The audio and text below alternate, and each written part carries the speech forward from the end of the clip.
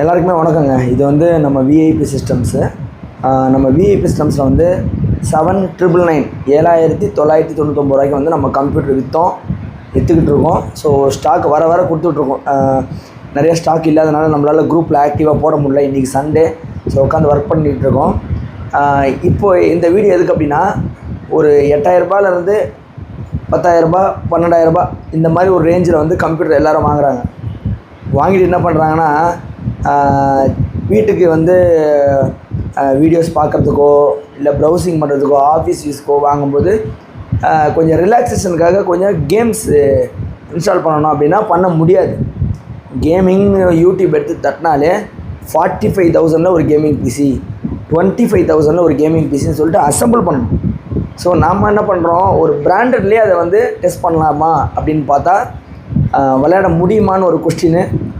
இது வந்து i5 second generation, இதில் எப்படி விளாட்றது இப்படி ஒரு கொஸ்டின். அதனால் நிறைய பேர் இன்ஸ்டால் பண்ணுறதில்ல, தப்பாக இன்ஸ்டால் பண்ணி சரியாக கேம் ப்ளே ஆகிறதில்ல.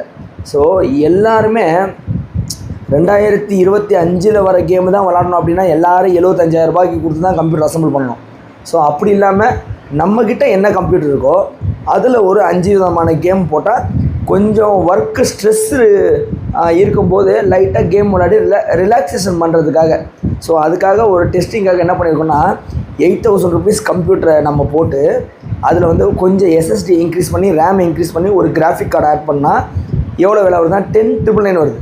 10,999 ரூபா ஒரு மானிட்டர், சிபி, கீபோர்டு, மவுஸ். அதில் என்ன பண்ண போகிறோன்னா எஸ்எஸ்டியை வந்து கொஞ்சம் இன்க்ரீஸ் பண்ணிவிட்டு ஒரு கேம் விளாட முடியுமா அப்படின்னு டெஸ்டிங்.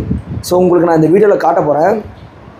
இப்போ எல்லாருமே நம்ம கஸ்டமர்ஸ் எல்லாருமே என்ன பண்ணாங்கன்னா, இந்த கம்ப்யூட்டர் தான் நம்மக்கிட்ட வாங்கினாங்க. 8,000 ருபீஸ் 7,999 ஆட் போட்டிருந்தோம், அந்த கம்ப்யூட்டர் வாங்கினாங்க. இப்போ நான் உங்களுக்கு வந்து இதில் கேம் இன்ஸ்டால் பண்ணுறதுக்காக 10,999 ஒரு சிஸ்டமை கஸ்டமைஸ் பண்ணியிருக்கேன்.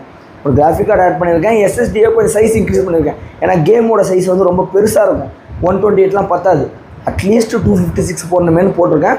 ஒரு 1 GB கார்டு போட்டிருக்கேன். 10,999 ரூபா கொடுத்து ஒரு கம்ப்யூட்டர் வாங்கினாங்க அப்படின்னா நீங்கள் உங்களுடைய பர்சனல் ஒர்க்கையும் பார்த்துக்கலாம், ஸ்டடீஸையும் பண்ணிக்கலாம். ஆனால் கேம் விளாட முடியாது. ஆனால் விளாட முடிகிற மாதிரி எப்படி பண்ணலாம் அப்படின்னு பண்ணியிருக்கேன். இப்போ வந்து உங்களுக்கு எப்படி இதில் பர்ஃபார்மன்ஸ் இருக்குது அப்படின்னு காட்டுறதுக்காக ஒரு CPU, நான் வந்து கேம் விளாட்றதுக்கு எனக்கு ஒரு மானிட்ரு, உங்களுக்கு வீடியோவில் காட்டுறதுக்காக இன்னொரு மானிட்டர் கனெக்ட் பண்ணியிருக்கேன். இங்கே பாருங்கள், கிட்ட காமிப்பா. கிராஃபிக்ஸ் கார்டில் 2 மானிட்டர் அவுட் எடுத்துருக்கேன். ஒன்று நான் விளாட்றதுக்கு, ஒன்று வீடியோவில் நீங்கள் பார்க்குறதுக்கு கொஞ்சம் ஈஸியாக அந்த எப்படி பர்ஃபார்மன்ஸ் இருக்குன்னு காட்டுறதுக்காக. சரிங்களா? ஸோ வந்து இந்த CPU